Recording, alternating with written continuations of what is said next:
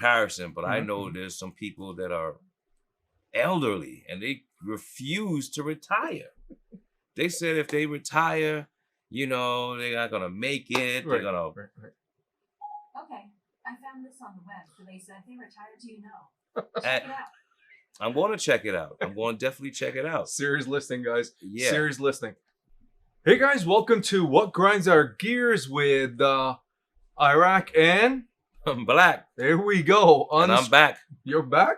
Unscripted, as you guys can tell. Okay, so you guys got a little bit of a taste of what grinds our gears, and today we're finding out what's grinding BlaQ's gear over here, brother. He tell me what you're up to. You took a little trip out to down south. How was that? Okay, well, it just put me on the spot. I guess that's the reason why it says unscripted. Well, I took a trip to Washington, D.C. Went out to the African American Museum. That was pretty deep. First of all, the trip was long. It was 4 hours. Damn. We drove there. That's long. Yes, it was. We drove there, and as soon as we drove there, Mhm. after we drove there, we went straight to the museum. So that alone, I was tired because I can drove. imagine. It was a long trip, Yeah. but it was deep and very profound because just seeing all those, just seeing everything, it was just deep. Just the artifacts about the shackles and the pictures and the currency. Mm-hmm. Mm-hmm. Every state had a different currency. That was pretty deep. And, it was good. And then from that weekend, Saturday, I went to a winery, which was different. Okay. I never been to a winery before because I'm not into wine like that. I got you. I don't drink, so it's all good. But you had a good experience. Yeah, I had a damn good experience. Nice. It was. What kind of wines did you have? I don't remember. That's the best kind of experience. It was good. It was good. Good Good, wine. nice It was and really relaxed. good wine. Nice. And then Uh-huh. Sunday we went to the football game. Went to Yeah. the Baltimore and it was Dallas. I'm sorry, not Dallas. Baltimore and the Dolphins. So this was a couple weeks ago, Okay. which was a real good game. Nice. And it was different. It was good. It was good being out there and rubbing shoulders with the good folks of Maryland. That's Yeah. good place. I have family out there as well. It's the energy. The football game, any kind of sporting game, is where you get, and it's loud and it's proud and it's all about whatever sport you're at. So I mean, for me, the other thing was I'm a big tennis fan, so Federer, GOAT for his sport, like Kobe, I would say, or who else? Who else can we think of? LT for a Giants fan, and Serena Williams? Serena Williams.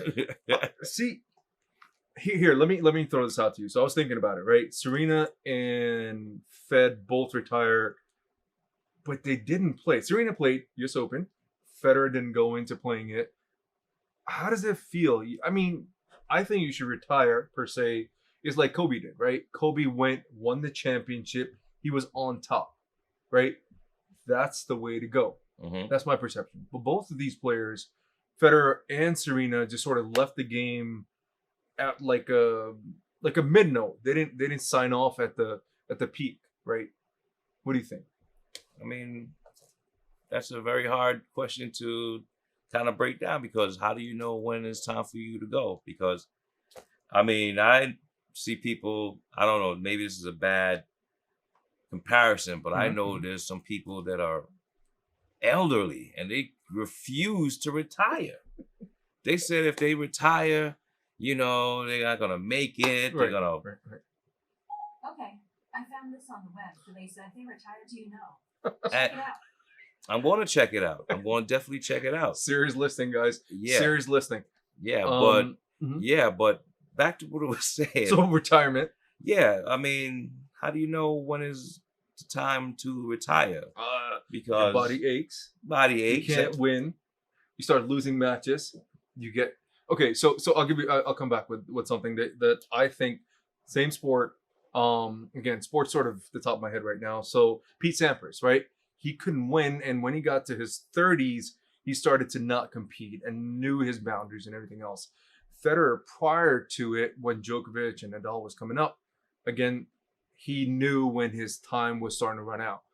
athletes tend to have a very short lifespan, as we both know, playing some sport, one or the other, is you've got a very, very short window. Maybe 5 years, if you can really stretch it out, 10 years. There's some who go beyond, those are exceptions, but most of them got like 5 years in. I mean, it's like a running joke. You go in your 20s and you come out in your 20s, right? That's literally a lifespan of any sport team. I mean, Serena's not that old. She's like 30, what, 34, 35? Yeah. Yeah. Is she? That's young. I mean, she's Really? in 30s. She's in her 30s? You know what? Hey. Wow. You know what? We'll use Siri. I'm Hey, feeling Siri. old right now. Hey, Siri. How old is Serena Williams? Okay. Catch that. Wow. Okay. How old is... Correction Okay. for our peeps. Serena and Federer are both the same age. They're both 41s. And they are like... Okay, so... All right. I feel they're kind of thing. I'm aging myself here. I'm also hitting that marker soon. So we're all 81 babies. And the whole... okay. I mean, look, I didn't know she was 41. That sounds good. And so is Britney Spears. But okay, going back to the post perspective. Yeah, I agree. You don't know when your body's... You don't want to ever retire. I agree with that point. Because when you're on the top, you always see yourself. Because you're that alpha male or alpha type person, male or female, but you tend to be that, okay, I just don't see the horizon yet. I still have a lot to give. The smarter player or more of the mentally conditioned person would say, hey, look, this is the peak I can do at this point as a player. Now let me shift over and become coaches, which is a lot of the transition what they do, right? Yeah, I mean, that's I mean, he doesn't want to retire. Okay, let me ask you something. We talked about this off camera before and sort of shift gear because I know it's kind of here, there. You guys can always give your comments on it and let us know if what you feel is the time for bowing from one transition to the other, or if you're in one field shifting to another, because obviously there is a second wave. It just goes in that format. It's not as high as the first, potentially. It could be, but not all the time. So we're talking about retirement, right? I hate that word, retirement. It is. I think retirement should be banished, man. I think it should be moving on. Okay, transitioning. I think moving on sounds a lot better than retirement because it makes you sound old. So it's time for you to move on. Is that move on? Move your ass on out. That's what it means. Go do something else. True. Okay. You know, if you've been doing this for a long time and you're tired of doing it, move on. I won't say necessarily retire because let's retire that word retire. Because the vocabulary of let's just retire that word retire because that word retire could make you kind of like in a bubble, man. It makes you feel like you should be on the beach knitting or well, you can't be on the beach knitting.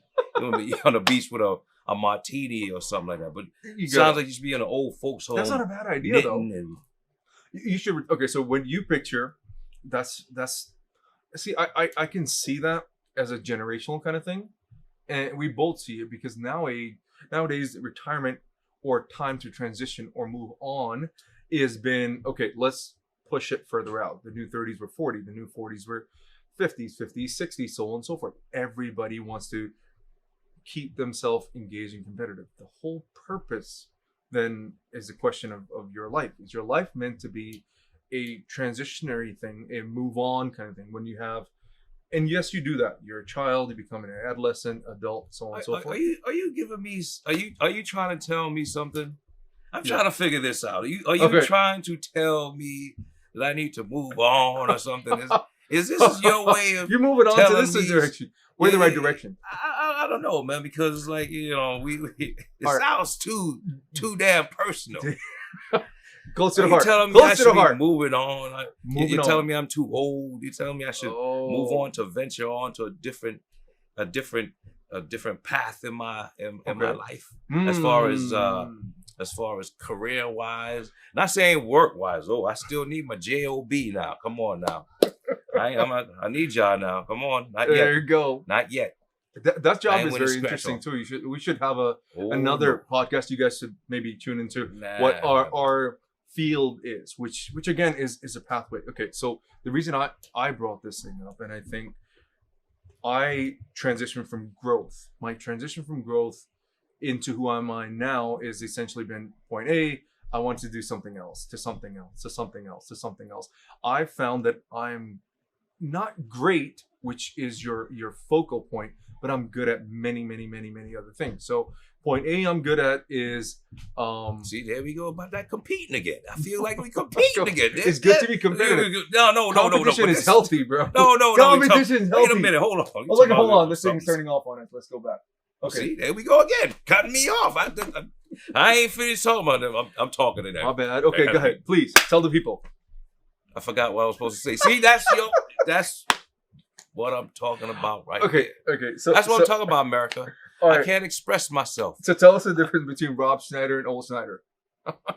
Rob Schneider and old Schneider. See, here we go again. See, this is what I'm talking. This is little the jab. Look, just say, hey, how old are you? Just say, how old are you? How old are you? None of your damn business. No, I'm just messing with you. No. It's all good. It's a brotherly love that we have. So the question seriously is, let's take a little tone in that, right? We're growing. We have growth potentially. One of the things that's hitting me personally for this Friday. So for me, in my faith and my spirituality, it's about, a reminder. Friday is a reminder for us. It's a day we tend to look and reminisce of where our life is, where we came, and where we're going. And like Friday is when I get paid. That's what I like on my Fridays, when I get my check in my hand. Right. And I don't like direct deposit. Idea. I don't care. My woman is fighting me about direct deposit. I don't care how old I sound. I like the check in my hand. I like to go and cash it and put it away. You like the smell of it too. It's like, I'll smell it. I'll taste it. I'll hug it. I'll kiss it and call it George. That's the type of person I like to be. Okay. I don't care. All right, George. Let me ask you, George, a quick question on that. All right. No. So that's a transition, right? Mm-hmm. You get that stuff like 3 days early. As early as 3 days early, your payday. Your paycheck could be in your bank account 3 days early. I get it. So I do. That's a path you want. You want to think about it, because let's say the paper check doesn't get printed. Then I'm upset camper. It didn't get printed. It didn't get sent over. It got lost in the mail. You lose it. Nowadays, I mean, you saw the movie Catch Me If You Can? Yeah. Okay, what do you do with the check? Okay. Tell me. Did you ever see I'm Us on the Flow? You ever saw Ocean 11? Oh, I saw 13. I didn't see 11. 13, 12, 14, 15. Anyway, it all dealt with electronic money. Yes, true. So, same thing. That's true. But now think about this. Look, that's true. Now hold up. That's why Checkmate, America. No, that's check. That's not made yet. Blockchain, cryptocurrency is one of those answers for it, because a blockchain makes it more universal. 1, 2, it's accessible as far as any place you want to do, and 3, it's encrypted. So now nobody can don't say nobody could take your money, because you could be walking down the street and somebody could just say whoop whoop, and can do it again. Right for the people, can do it again. Whoop whoop. Oh, I felt that. And then all of a sudden, they got your information or your money in their phone or whatever. This is crazy. It's already there. But now, if you got your money on your back pocket or your front pocket, you can lose it. How you lose it? I've got 3 tools in my hand: a knife, a gun, or a bat. That's real too, brother. That's one thing. How you lose it? COVID. So that's another point. What about how do you lose it? Is if you're walking the city. That's you and I both lived in there for a large part of our life. I mean, moved around. Work in the city, yeah, absolutely. And the thing you're realizing is your safety. If you have, like when I grew up, it was told you put a small bill in your pocket in case something happened. You give the money life over limb, they'll take the money and it'll go, right? Keep some money in your wallet. You always keep it spread out. That's the rule I grew up being taught by my parents, right? You're only supposed to keep $10 in your pocket. $10 is supposed to get you something to eat, or it's supposed to get you where you're supposed to go. So where would you put your money? Huh? Why does it feel like we going back into this jabbing business again? We're trying. Where you America put it? You wants put it in to your know- pocket. America wants. The world wants to know where BlaQ keeps his money. I mean, Iraq is very safe. Iraq is very solid in his approach. He trusts the bank. I know the crypto. I trust the bank too. With I trust check- the bank too. with a check. With a check. With a check. Absolutely. Give them the bank a check. I just don't like them holding my stuff. It's Ain't much to hold on to anyway. That thing adds up.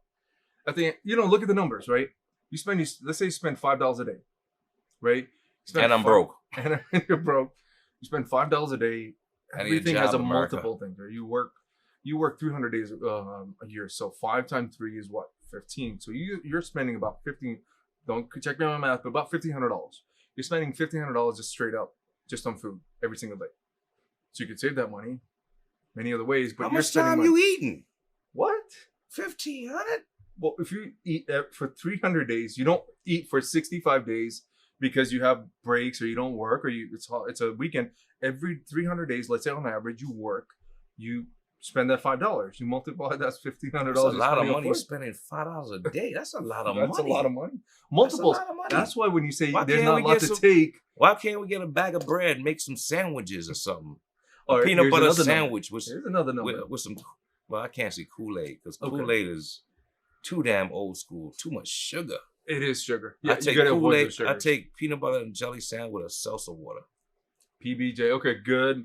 It has good fat content. It has a lot of protein. Yes, you should use it, but only for intermittent. You shouldn't have that like 5 to 6 sandwiches a day, right? Right? I eat 5-6 sandwiches a day. If I'm hungry, Prevalence of I'm others. hungry. No, hungry's boy, fine. If you're boy. hungry, you should eat. That's another point. You should eat when you're hungry, but sometimes you shouldn't eat when you're hungry. Your body's gonna metabolize a whole bunch of other stuff. Okay, so like for example, your body has 4,000 calories on the side, right?